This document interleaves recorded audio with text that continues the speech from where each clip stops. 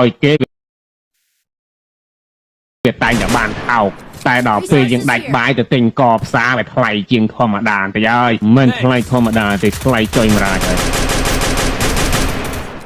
ស្រូវឥឡូវនៅ1គីឡូប្រមាណអូស្រូវភាគច្រើន1គីឡូ800 900ហ្នឹងអូយមិនដឹងធ្វើម៉េចឲ្យវាឡើងថ្លៃជាងហ្នឹងណោះស្រូវ1គីឡូ